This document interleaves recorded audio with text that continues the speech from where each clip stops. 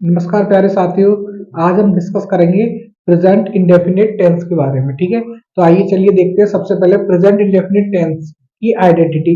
यानी कि अगर हमारे सामने प्रेजेंट इंडेफिनिट का कोई टेंस आता है तो हम उसे कैसे आइडेंटिफाई करें ये प्रेजेंट इंडेफिनिट का टेंस है या नहीं है। तो देखते हैं, वाक्य के अंत में ता है, ती है, ते है आदि शब्द लगी रहती है। ठीक है, जो आपको सेंटेंस होगा उनके एंड में यानी कि वर्ब में क्या चीज लगी होगी, ता है, ती है, ते है आदि शब्द लगे होते हैं। ठीक है, और साथ ही क्या होता है, और किसी भी काम को करने की क्या पाई जाती है, अनिश्चितता प्रकट की जाती है।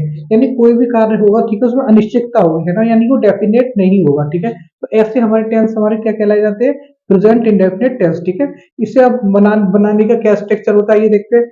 तो सबसे पहले बात करते हैं अफर्मेटिव सेंटेंस। अफर्मेटिव सेंटेंस का स्ट्रक्चर होता है, सबसे पहले आपको लगाना सब्जेक्ट, उसके बाद क्या लगाना वर्ब की फर्स्ट फॉर्म, उसके बाद देन क्या लगाना वर्ब की फिफ्थ फॉर्म प्लस ऑब्जेक्ट। ठीक है, अब दोस्तों आपके मन में क्वेश्चन अराइज होता होगा कि वर्ब की फिफ्थ फॉर्म क्या होती है। तो आइए चलिए बात करते हैं वर्ब की फिफ्थ फॉर्म क्या होती है। जैसे आपने लिखा COME, ठीक है, कम, कम एक बार होगा। ठीक है, अगर इसमें आपने ऐड कर दिया एस, क्या ऐड कर दिया एस, ठीक है, तो ये हमारी फॉर्म बन गई वर्ब की फिफ्थ फॉर्म। यानी किसी भी वर्ब में अगर हम एस ई एस ऐड कर देते हैं तो वर्ब की फिफ्थ फॉर्म बन जाती है वो। ठीक है, और जो फिफ्थ फॉर्म बन के आती है वो हमारी कैसी फॉर्म होती है, वो सिंगुलर फॉर्म होती है। इसलिए यहाँ पे हम सिंगुलर सब्जेक्ट के साथ में वर्ब की कौन सी फॉर्म का यूज करते हैं, फिफ्थ फॉर्म के साथ। ठीक है, आप लोग नोट डाउन करके लिख सकते हैं,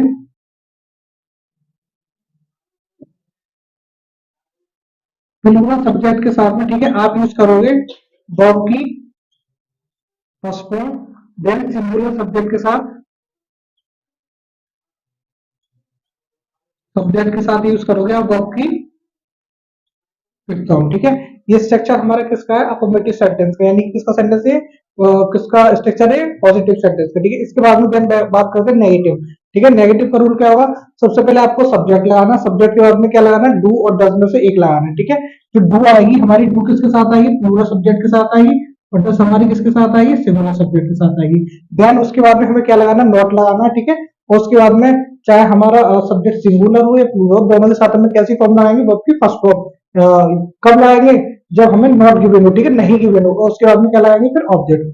उसके बाद में बात करते हैं, अगर हमारे सेंटेंस में नॉट यानी नहीं की जगह आता है, सेंटेंस में कभी नहीं आ रहा है। ठीक है, तो उसके लिए स्ट्रक्चर क्या फॉलो करेंगे, सबसे पहले सब्जेक्ट लगाएंगे, देन नेवर लगाएंगे, इसके साथ डू डस का यूज नहीं करेंगे नेवर के साथ में। फिर उसके साथ में वर्ब की फर्स्ट फॉर्म में फिफ्थ फॉर्म के फॉर्म लगाएंगे, किसके according, according to subject. Then उसके बाद में क्या लगाएंगे, ऑब्जेक्ट लगाएंगे। ठीक है, इसके बाद बात करते हैं हमारा इंटरोगेटिव। इंटरोगेटिव की स्ट्रक्चर की बात करें तो फर्स्ट ऑफ ऑल फ्रेंड हमें क्या क्या चूज करना है, हमें डू या डज में से एक करना है। ठीक है, ये कैसे सेलेक्ट करेंगे हम, इसको हम करेंगे अकॉर्डिंग टू सब्जेक्ट। ठीक है, अगर हमारा सब्जेक्ट सिंगुलर है तो आपके लगाओगे डज लगाओगे, अगर हमारा सब्जेक्ट प्लूरल है तो आपके लगाओगे डू लगाओगे। अगर उसके बाद में आपके सेंटेंस में अगर नॉट और नेवर गिवन है तो आप लगा दोगे जो भी चीज गिवन है, अदरवाइज नहीं है तो आपकी फर्स्ट फॉर्म लगाओगे, और उसके बाद में क्या लगा दोगे, ऑब्जेक्ट लगा दोगे।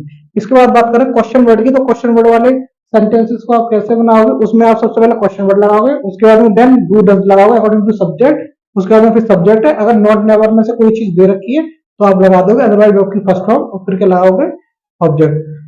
फ्रेंड्स क्वेश्चन ये अराइज होता है कि हम किस वर्ब में ईएस लगाएं। ठीक है, तो ऐसी वर्ब, ठीक है, जिनके एंड में क्या आ रहा हो, ओ आ रहा हो, डबल एस आ रहा हो, सी एच आ रहा हो, ओ है ना, और उसके बाद में क्या आ रहा हो, एक्स आ रहा हो। ठीक है ना, तो उनके एंड में हम क्या लगाते हैं, ईएस। जैसे एग्जाम्पल, गो के एंड में क्या आ रहा है, वो आ रहा है। ठीक है, तो इसमें हम फिफ्थ फॉर्म बनाने के लिए क्या ऐड कर देंगे, ईएस।